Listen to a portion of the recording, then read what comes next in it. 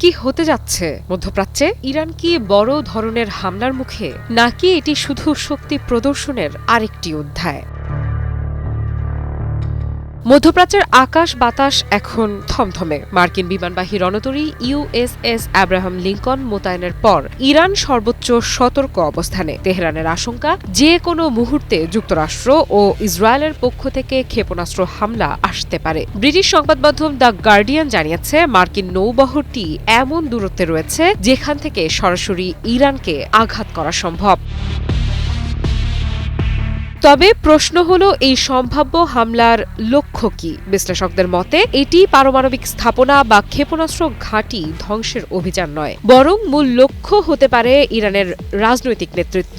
উদ্দেশ্য একটাই, দেশটির জনগণকে আবার রাস্তায় নামতে বাধ্য করা, ভেতর থেকে অস্থিরতা তৈরি করা এবং সরকারকে চাপে ফেলা।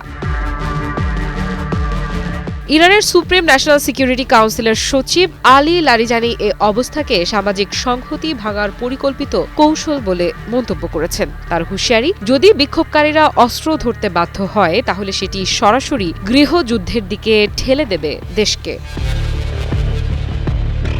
এর মধ্যেই কূটনৈতিক গুঞ্জন উড়িয়ে দিয়েছে তেহরান। পররাষ্ট্র মন্ত্রণালয়ের মুখপাত্র ইসমাইল বাঘাই স্পষ্ট করে বলেছেন, যুক্তরাষ্ট্রের সঙ্গে কোনো চুক্তি বা আলোচনার খবর সম্পূর্ণ মিথ্যে। তিনি জানান, ইরানের সেনাবাহিনী প্রতিটি পদক্ষেপ গভীরভাবে পর্যবেক্ষণ করছে এবং কোনো আগ্রাসন হলে জবাব হবে সম্পূর্ণ ও শক্তিশালী।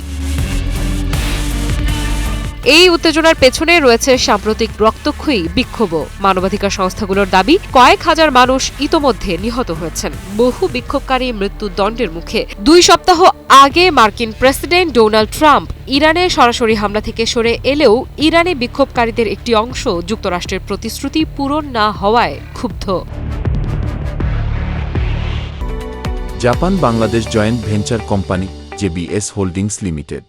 তবে মধ্যপ্রাচ্যের সব দেশ যে এই সংঘাতে জড়াতে চায় তা নয়। সংযুক্ত আরব আমিরাত সহ কয়েকটি দেশ স্পষ্ট জানিয়ে দিয়েছে, তাদের আকাশসীমা বা সমুদ্রসীমা ব্যবহার করে কোনো হামলার অনুমতি দেয়া হবে না। কিন্তু বাস্তবতা হলো, মার্কিন স্ট্রাইক গ্রুপটি ভূমধ্য সাগরে অবস্থান করায় তৃতীয় পক্ষের অনুমতি ছাড়াই হামলার সক্ষমতা তাদের রয়েছে।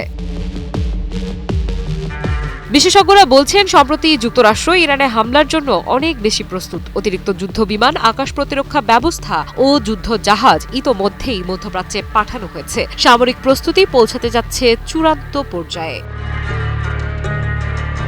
মধ্যপ্রাচ্যের ইতিহাসে কি তাহলে আরেকটি বড় সংঘাতের শুরু হতে যাচ্ছে?